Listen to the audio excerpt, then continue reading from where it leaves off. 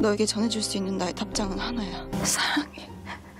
환원 파트 1 20화, 환원 파트 2 10화. 드디어 대단원의 막이 내렸습니다. 뭔가 시원하기도 하고 아쉽기도 하고 끝이 나니 묘한 기분이네요. 역시 마지막 회니 결말에 대한 이야기를 안 할 수가 없습니다. 최근에 나온 드라마들의 결말이 실망스러워서 많은 시청자들이 아쉬워하셨던 것 같습니다. 재벌집 막내 아들이나 빅마우스 등 정말 재밌게 시청했는데 결말 때문에 실망을 꽤나 많이 했었죠. 환원을 몇 개월 동안 재밌게 봤었는데 혹시나 환원도 그런 결말로 가버리면 어쩌나 걱정했었는데 다행히 잘 마무리된 것 같습니다. 해피엔딩이 드문 요즘 트렌드에서 환원의 결말은 해피엔딩이라 반전으로 오히려 좋았던 것 같습니다. 작가님이 글을 쓰시기에 따라 충분히 슬픈 결말로 갈 수 있는 스토리와 서사였기에 해피엔딩은 오히려 반전 매력이 있었던 것 같기도 합니다. 개인적인 생각으로는 파트 2의 스토리가 조금 늘어진 부분은 있었지만 마지막에는 많은 부분들을 잘 정리해줬던 것 같네요. 캐릭터 각각의 이야기들과 복선들을 생각보다 깔끔하게 정리해줬죠.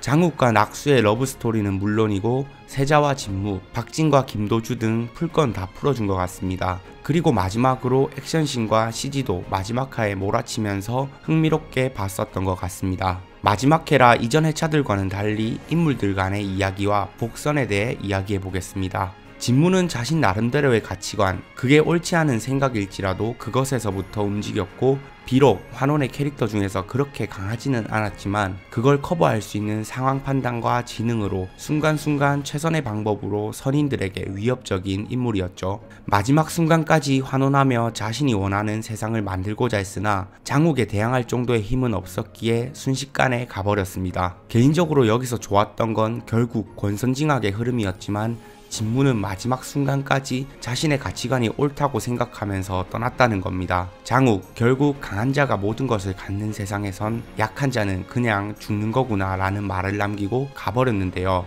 마지막 순간에 내 생각이 잘못되었구나 가 아니라 마치 다음 생에서도 똑같은 생각으로 태어날 것 같은 빌런의 모습 그대로 가버리면서 빌런 역할을 톡톡히 해준 것 같습니다. 자, 그리고 환원 마지막 화를 보면서 초반에 결말이 해피엔딩이라는 걸 이미 가르쳐 줬던 것 같습니다.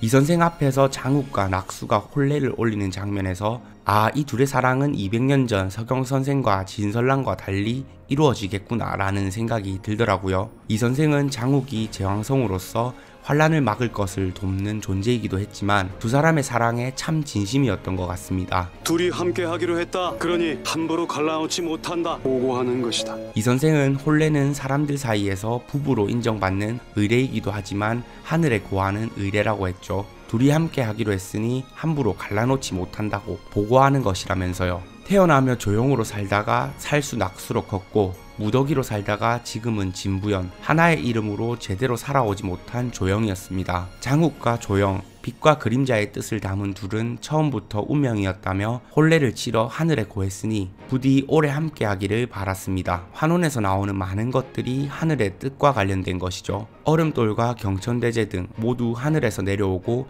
하늘에게 기도를 드리는 의식입니다. 이 선생은 장욱과 조영의 혼례를 올리게 하면서 함께 하기로 했고 하늘도 둘을 갈라놓지 못하게 만들기 위해 노력했던 것 같습니다. 낙수의 기억이 얼마나 돌아온 거냐. 부디 너희들의 연서가 그분께도 닿았으면 좋겠구나. 그리고 두 사람의 마음이 부연히 안에 들어간 진설란에게도 닿아서 두 사람의 사랑을 지켜줬으면 좋겠다는 이 선생의 말이 복선이었던 것 같습니다. 진설란은 200년 후에 일어날 일들을 알고 있었고 화조로부터 세상을 지키기 위해 얼음돌을 통해 혼이 전해졌습니다. 그리고 제왕성을 타고 난 장욱과 그를 둘러싼 7개의 별들이 함께 화조를 없애고 대호국의 환란을 막았기에 진설란은 자신의 소명을 다했다고 생각했겠습니다. 지난 리뷰의 예상대로 다시는 어둠에 들지 않는 그림자를 돌려주면서 낙수에게 몸을 내어주고 자신의 혼이 떠나는 깔끔한 그림으로 흘러갔네요. 지난번 제 리뷰에 이런 스토리가 해피엔딩으로 가는 가장 깔끔한 그림이라고 구독자님이 댓글을 남겨주셨는데 많은 시청자들이 화가 나지 않을 이야기로 흘러가서 좋았던 것 같습니다. 사랑한다는 말 이상의 표현은 없는 것 같습니다. 파트 1에서 무더기로서 장욱을 죽이고 자신이 죽음을 맞이하는 마지막 순간에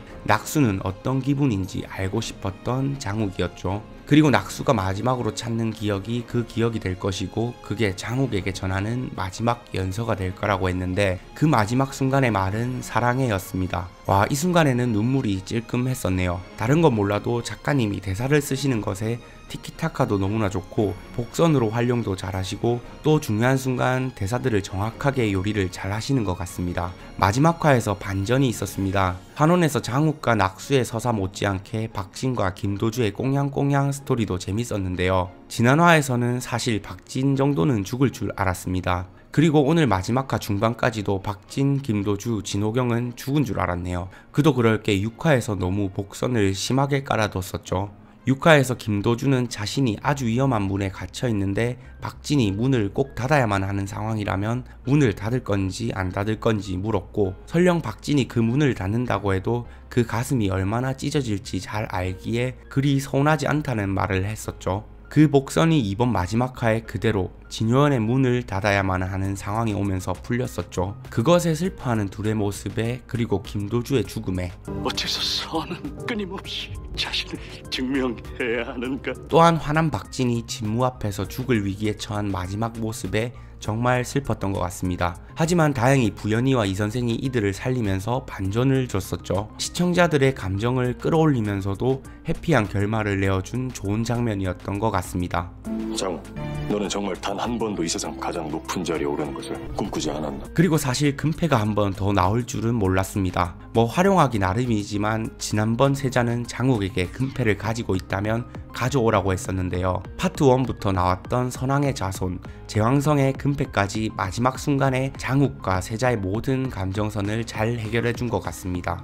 마지막 순간에 세자는 금패가 없었고 장욱은 제 것을 내어주며 파트 1에서 제왕성을 훔쳤듯 이번엔 금패도 훔친다고 했는데 장욱은 이미 가장 높은 곳에 함께 가자 했던 이와 올라갔다며 충분하다고 했습니다.